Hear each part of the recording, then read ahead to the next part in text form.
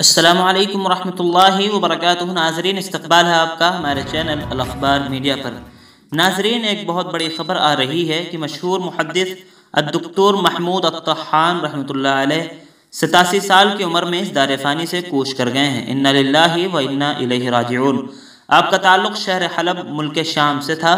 آپ نے جامعہ دمشق، جامعہ اسلامیہ مدینہ منورہ، جامعۃ الامام بن سعود ریاض اور جامعہ کویت میں کافی عرصہ عملی علمی و تدریسی خدمات انجام دی تھیں۔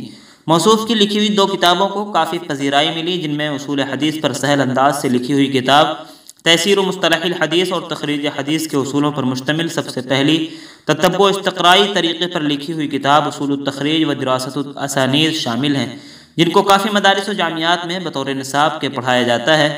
حتیٰ کہ ثانی الذکر کتاب دارالعلوم دیوبند کے شعبہ تخصص فی الحدیث سال اول میں بطور تخریج کی تمرین کے لیے مقرر کی گئی ہے۔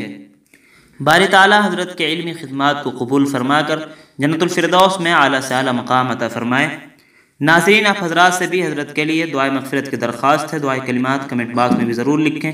ویڈیو کو لائک اور شیئر کر دیں۔ اس طرح کی اور بھی ملی و ملکی خبریں حاصل کرنے، مدارس اور علماء کے متعلق ہر خبر سے باخبر رہنے کے لیے ہمارے چینل الاخبار میڈیا کو سبسکرائب کر دیں، بیل آئیکن ضرور دبا دیں۔ شکریہ، والسلام علیکم ورحمۃ اللہ۔